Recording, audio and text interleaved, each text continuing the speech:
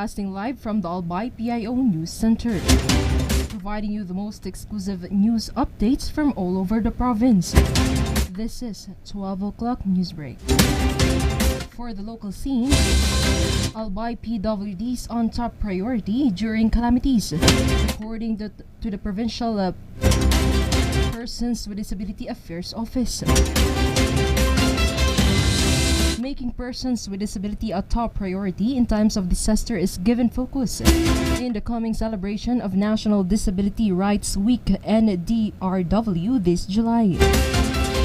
In fact, the Albay Provincial Person with Disability Affairs Office is set to conduct a training on disability inclusive disaster risk reduction and management anytime this week.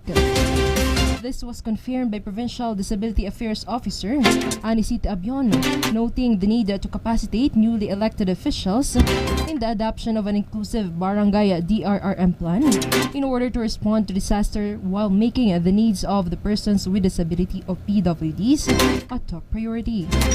The celebration of the first NDRW is through Presidential Proclamation number 597 declaring July 17 to 23 of every year as a National Disability Rights Week, which aims to promote rights-based approach in raising awareness on the plight of PWDs.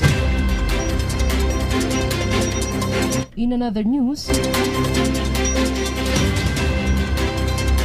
Provincial Disability Affairs Office continues capacitation of PWDs in Albay. The Albay Provincial Persons with Disability Affairs Office continues its capacity building activities of persons with disabilities in the province.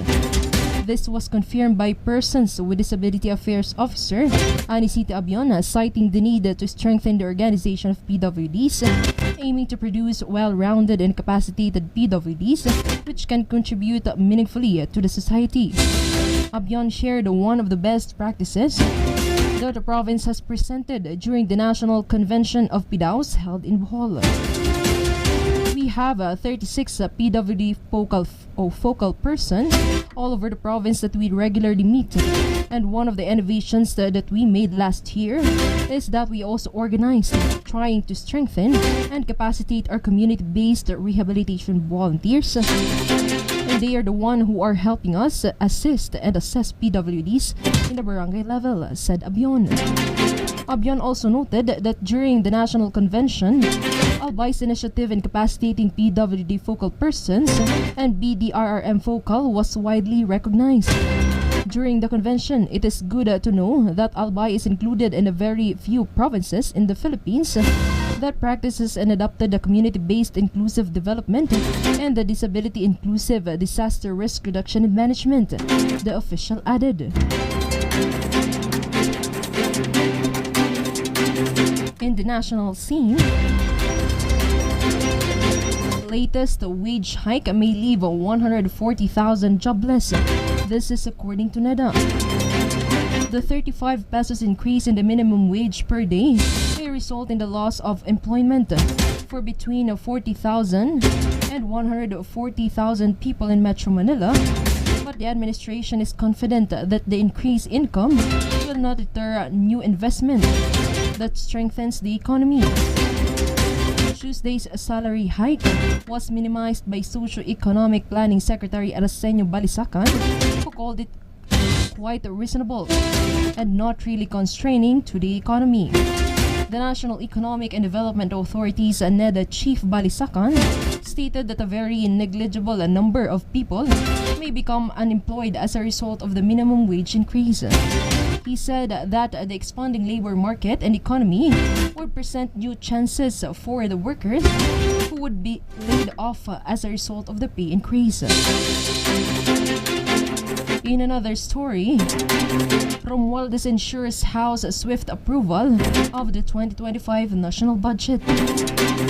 According to Speaker Romualdez, the House of Representatives is ready to take swift and decisive action to guarantee the adoption of the 6 pesos and 300 or 6.352 trillion pesos budget for the 2025 and other important bills before the end of September.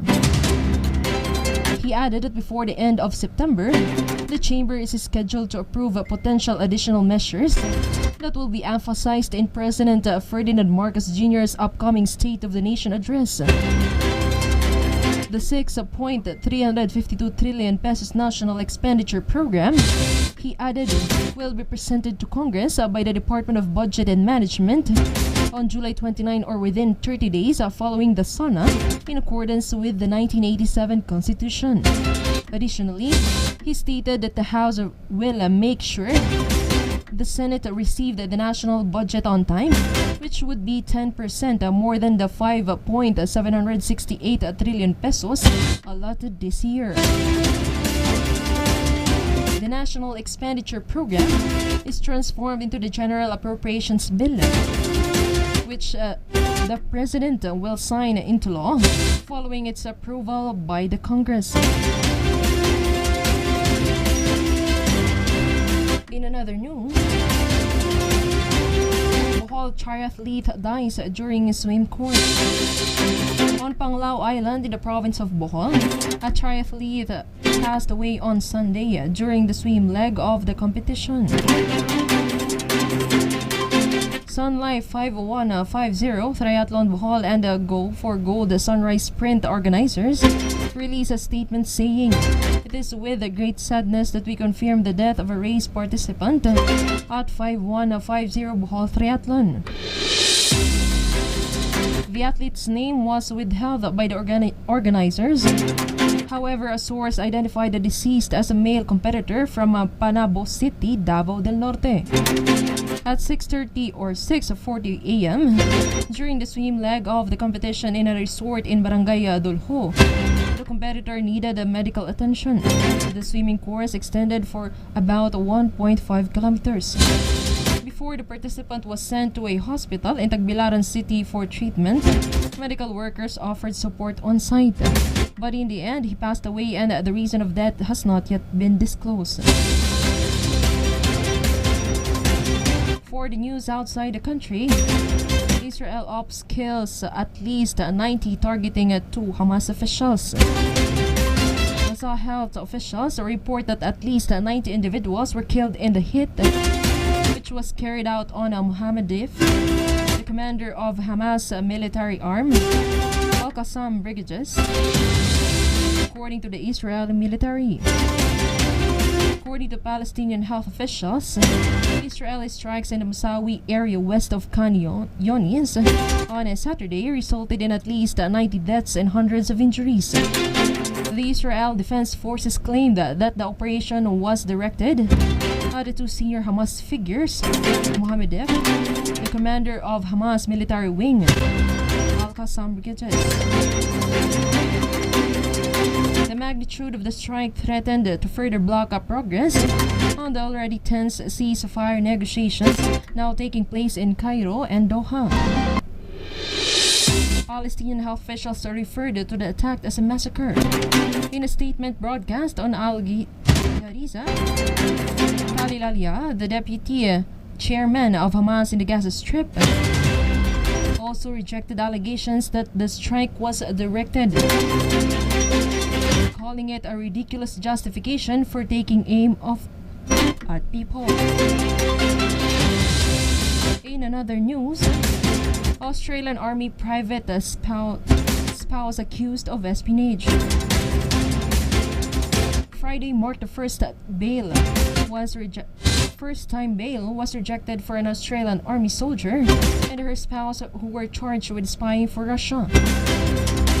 The allegations stemmed from Australia's broad espionage legislation that were implemented in 2018. Australia's national Kira Korolev, 40 years old, and her husband Igor Korolev, 62 years old, were born in Russia and have Russian passports. They were each accused of planning to commit an act of espionage, but they did not attend in person. Instead, their attorneys presented them in the Brisbane Magistrate Court.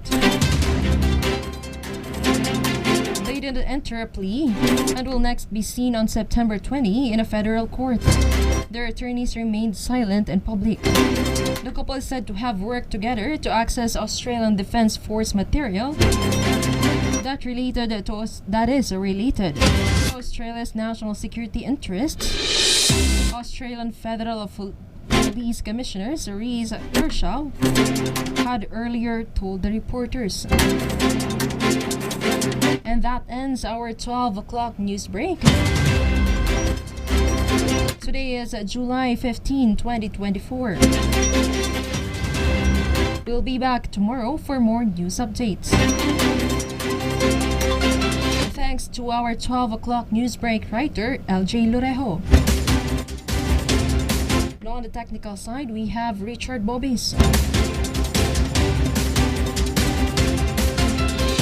This has been your anchor. This is Jeremy Dacoro, pinching in for Sir Greg Halyare. Thank you for subscribing.